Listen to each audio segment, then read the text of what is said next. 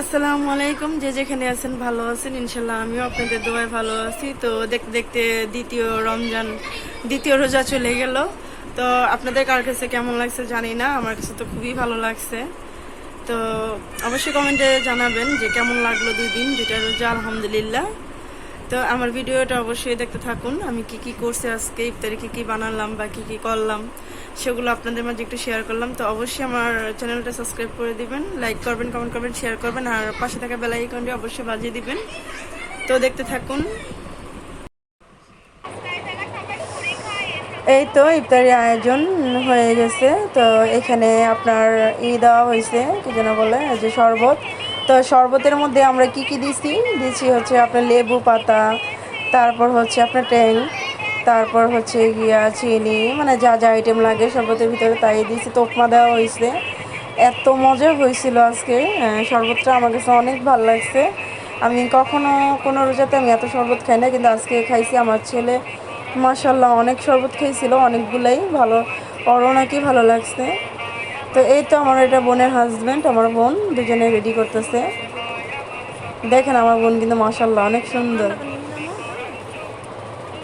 তো যাই হোক, মানে আমার বোনকে কেউ, মানে আমার বোনকে দেখলে কেউ বলবে না যে বিয়ে হয়েছে বা ওই মেরিড। বাস্তবে অনেক সুন্দর। তো যাই হোক, এই জন্য আমি বয়স দিতেছি চোখ।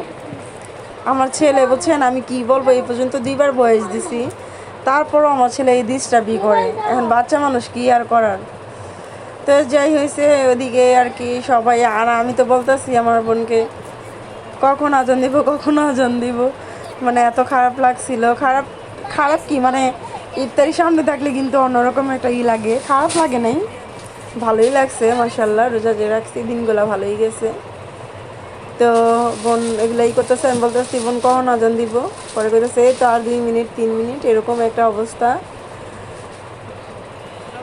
তো এখানে আর কি সব কিছু মিক্সড করা হয়েছে, আর অল্প বানানো হয়েছে। কালকে অনেকগুলো বানানো হয়েছিল, তো তেমন একটা বিষয়টা কেউ খায় নাই, তাই আজকে একটু অল্প বানানো হয়েছে।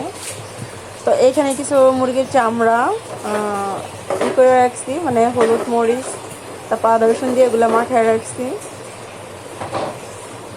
তারপর এখন লবণ দিব।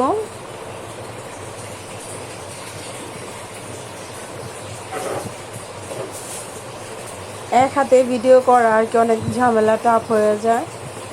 কিছু করার নাই, কারণ মানুষ আমরা দুজন, আপু যেহেতু রান্নাবান্না করে আর আমি ভিডিও করি, দেন আপনার টুকিটাকি করার চেষ্টা করছি। তো এভাবে মিক্সড করছি, কারণ এভাবে মিক্সড না করলে হলুদের ফাঁকি, মরিচের ফাঁকি, আদা রসুন এগুলো একসাথে মিক্সড হয় না। আপনারা এভাবে করে ট্রাই করতে পারেন, দেখবেন অনেক ভালো লাগে। আপনার তরকারি চেয়ে ভাজাটা অনেক ইয়ামি হয়। তো আমি হাতটা ধুয়ে নিলাম, দেখেন আমার হাত কি অবস্থা, হলুদ হয়ে গেছে একেবারে। মানে আমি প্রচুর পরিমাণে হলুদ খাই, আমার কিন্তু একটা অভ্যাস।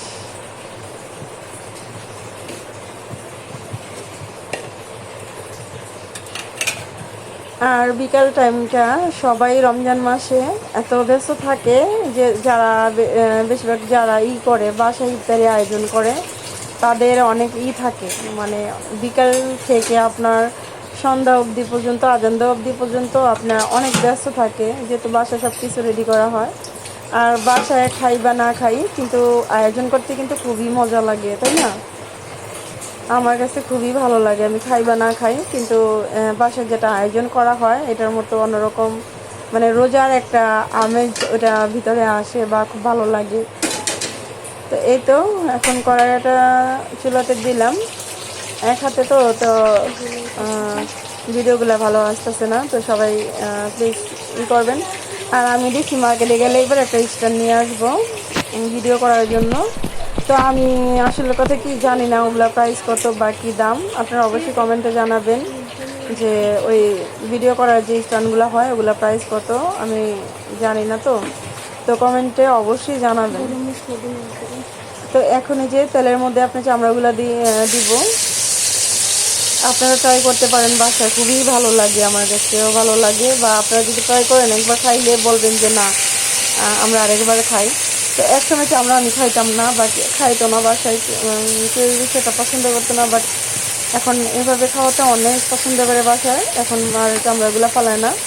তো খায় অনেক, সবাই পছন্দ করে, ইয়ামি করে খায়, বিশেষ করে বাচ্চারা। বড় মানুষ গরম ভাত দিয়ে খাইতে যা টেস্ট হয়, মানে আপনি বিশ্বাস না করলে একবার ট্রাই করে দেখতে পারেন। হ্যাঁ, তারপর অবশ্যই আমাকে কমেন্টে জানাবেন, বলবেন যে হ্যাঁ আপু ট্রাই করছি, মজা হয়েছে। তো যাই হোক, এর মধ্যে আপু আবার বেগুনি চপ দিয়ে দিল ইসেতে, তেলেতে। আর আমি পানিগুলো চামড়াতে দিয়ে দিব, তাহলে দেখা গেল যে পানিটাও একটু শুকাইব, চামড়াটাও একটু সিদ্ধ হয়ে আসবো, খাইতে অনেক হেভি লাগবে। কি বলবো, ভয়েসটা 2বার দেওয়া হয়েছে, একবার দিয়েছি বাচ্চা নষ্ট করে ফেলাইছে, এখানে আবার ভয়েসে আসলাম দিতেছি। তো যাই হোক, এই তো বোন আবার যে বেগুনি আলুর চপ দিতেছে, এখন বেগুনি চপ ভাজা হয়ে গেছে, আর এদিক দিয়ে আমার চামড়া ভাজাটা হয়ে গেছে। আর এদিকে হচ্ছে আপনার এই যে শরবতের জন্য, অনেকেই বলতে পারেন যে এরকম কে পরিবেশ, এরকম কে সে না, যথেষ্ট পরিষ্কার থাকার চেষ্টা করি আমরা, তাও জানি না যদি নোংরা কোনো কিছু থাকে অবশ্যই কমেন্ট সেকশনে যে অবশ্যই জানাবেন, তাহলে উপকার হবে। এই তো চামড়াগুলো বোন ওগুলো আর কি চুলাতে আর কি পশমগুলো যাতে না থাকে, এমনিতেই নর্মালি অনেক সুন্দর করে পাচ্ছি, তারপরে পুরাইলাম। এই যে বেগুন তরকারি, এখানে ভাত আছে অল্প, আর এখানে হচ্ছে লাউ তরকারি কালকে ছিল, আর এগুলো আজকে। আর যে মুরগির ঠ্যাং যেগুলো, ওগুলো আলাদা রান্না হবে ঝোল করে, আর এটা হচ্ছে আপনার ভাজা হবে।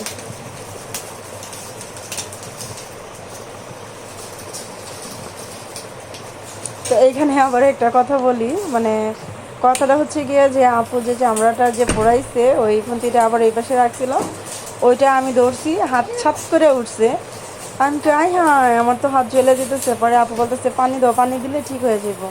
তারপর পানি দিছি, ইনশাআল্লাহ আলহামদুলিল্লাহ ঠিক হয়ে গেছে। তো চিন্তা করলাম যে একটু পরে নামাজে যাব, নামাজ পড়বো যেহেতু তারাবি নামাজ, এই কারণে যে ভিডিওটা আপলোড দিয়ে যাই। তো আজকে আলহামদুলিল্লাহ 2টা রোজা পূরণ হলো, রাখতে পারলাম। তো সবাই ভালো থাকবেন, সুস্থ থাকবেন, রোজা রাখবেন।